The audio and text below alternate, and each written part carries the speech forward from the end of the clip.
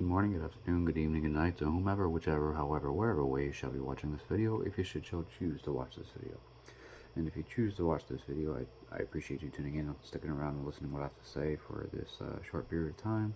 Your time is precious and valuable, and you chose to spend it here listening to what I have to say. Today's subject video is going to be about what fragrances mean to me. Fragrances are something that I've actually kind of recently delved into in the past about 5 years or so. Something about scent that that fascinates me and interests me more than it has in the past. I do have quite a bit of a fragrance collection. I was gonna pull them all out and show you what I have, but I'm kind of lazy. I'm tired. I almost forgot to record this video today, actually. I have about 24 different fragrances, as well as an oil diffuser with a variety of different essential oils. Scent is very powerful, especially with memory and just recalling memories as well, because I'm pretty sure you can, if you smell something that you haven't smelled since you were a child, but it had a significant impact on your memory or on your experiences in the past. When you smell it, you're almost instantly brought back to that particular moment. That memory comes up almost instantaneously. So because it's very much tied into your olfactory gland. I think it's olfactory. Let me look for a second. Olfactory. Yeah, olfactory.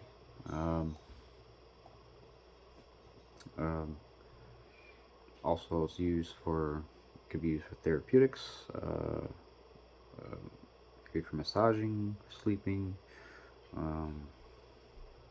or just wearing something to enjoy a particular scene or setting. Like you want to wear a fragrance that is maybe sweet or spicy in an environment that's maybe colder, or maybe you're at a club and everything is high energy, it's dancing music.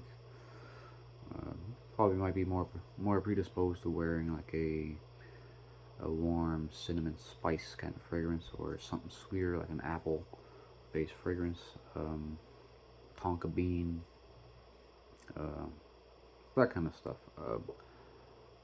In the summertime, you might wear more citrus based fragrances, orange, lemon, grapefruit, maybe wear some vetiver, musk, all that. There's no shortage of different fragrance oils or essential oils that you can use to create your own particular fragrance if you really wanted to, if you gather the right ingredients. Obviously, you'd have to get a perfumer's alcohol. It's not going to be a standard, and you're not going to use standard isopropyl alcohol or anything like that. I think it's used like not even an ethanol based alcohol. But I do enjoy wearing fragrances, but it's like I also enjoy saving my fragrances, meaning I tend to use them sparingly, because it's more, I like to wear certain fragrances based on the experience or the setting. So I may have a couple of different fragrances that I may wear more specifically to, say, to work or casual setting, gym, or if I'm again going out, maybe to a place where there's a lot of activity, but it's like cold. It's an indoor scenario, setting. Maybe something more warm and cinnamon based. That is my preference. I think in total I spent roughly $2,000, over $2,000 in just fragrances and then purchasing fragrances over the course of my journey and collecting a variety of different fragrances. Um, I started off with smaller bottles, obviously like 1.7 ounce little bottles of Eau de Toilette fragrances and Eau de Parfum. Now I pretty much have a variety of everything. The biggest size I have is like 5 ounces. And the most pricey one I have is like 300 bucks, about 300 bucks. It's a Creed. What was the name of it? Creed Aventus. That's the most expensive one I have. It's a very lemony citrus. What was it? Blackberry based fragrance, if I'm not mistaken. Blackberry in it.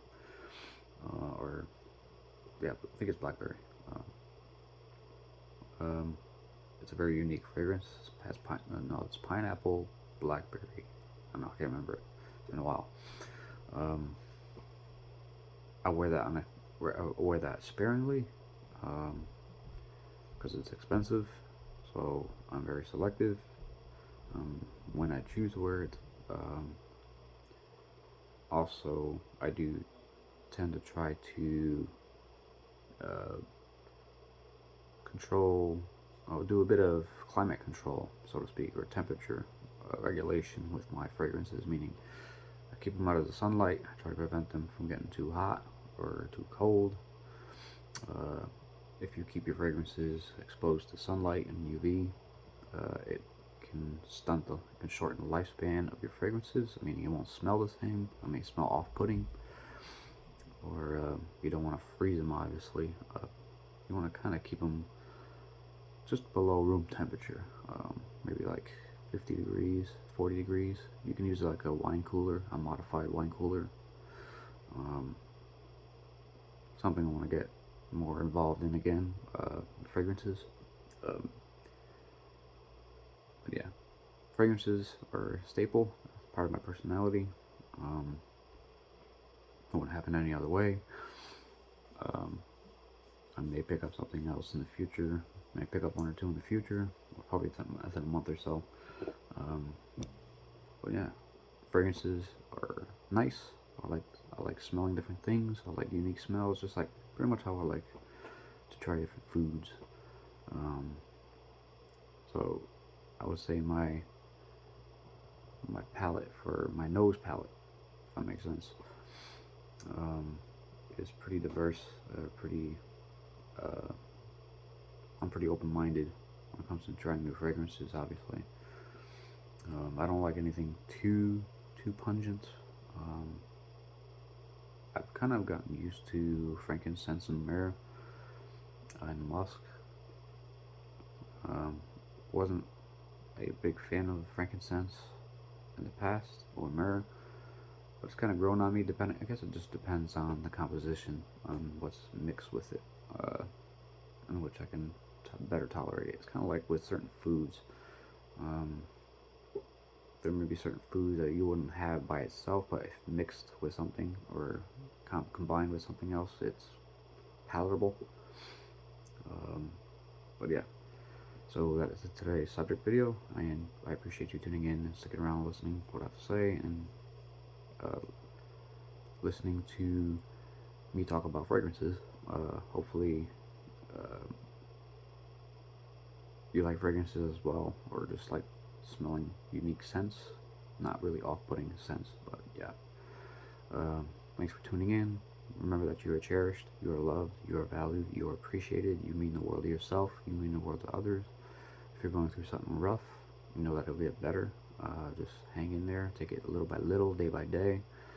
Reach out for help if you have to. Keep yourself preoccupied, keep your mind distracted. Try not to engage in negative talk or negative speak with yourself. Try to express some gratitude. Try to be grateful during those rough spots, even when you're going through it. because you kind of you can create a positive habit despite a negative situation or a negative um, thing going on with you. Um, I'm tired.